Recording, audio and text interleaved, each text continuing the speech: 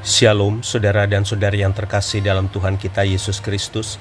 Marilah kita luangkan waktu beberapa menit untuk berkencan dengan Tuhan saat ini, agar dari hari ke hari kita semakin dekat dengan Tuhan, sehingga hidup kita semakin diberkati dan menjadi berkat. Kencan dengan Tuhan, Rabu 9 Juli 2025. Bacaan dari surat kepada orang Ibrani bab 4 ayat 13. Dan tidak ada suatu makhluk pun yang tersembunyi di hadapannya, sebab segala sesuatu telanjang dan terbuka di depan mata Dia, yang kepadanya kita harus memberikan pertanggungan jawab. Demikianlah sabda Tuhan, syukur kepada Allah. Saudara dan saudari yang terkasih dalam Tuhan kita Yesus Kristus, burung kasuari termasuk jenis burung yang besar. Burung itu tidak kuat terbang, namun mempunyai keistimewaan dapat berlari cepat. Dengan larinya yang sangat cepat itu, kasuari dapat menghindarkan diri dari bahaya. Pada waktu dikejar oleh musuhnya itu, ia dapat menyembunyikan dirinya di semak-semak. Namun sayang, burung itu hanya dapat menyembunyikan kepalanya yang kecil itu dalam semak-semak duri, tetapi badannya yang besar itu tetap dapat dilihat oleh pengejarnya.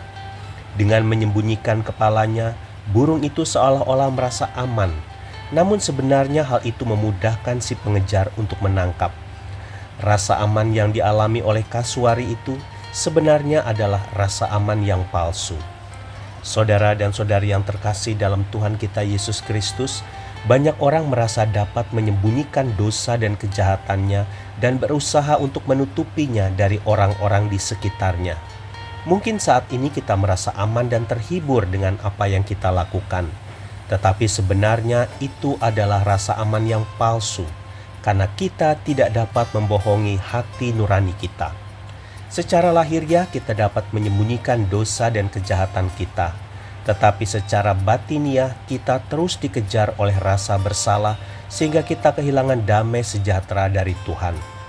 Satu hal yang kita lupa adalah bahwa Tuhan senantiasa melihat apa yang kita buat. Tidak ada sesuatu yang tersembunyi di hadapannya. Saudara dan saudari yang terkasih dalam Tuhan kita Yesus Kristus, marilah saat ini kita memperbaiki diri kita dari hal-hal yang mendukakan hati Tuhan dan sesama, kemudian berbalik padanya, sehingga hati kita dapat menjadi tempat kediaman yang nyaman bagi Tuhan. Tuhan Yesus memberkati. Marilah kita berdoa dalam nama Bapa dan Putra dan Roh Kudus. Amin. Tuhan Yesus, Engkau tahu saat aku duduk, berdiri, dan berjalan. Bahkan Engkau tahu apa saja yang saat ini aku pikirkan dan aku lakukan.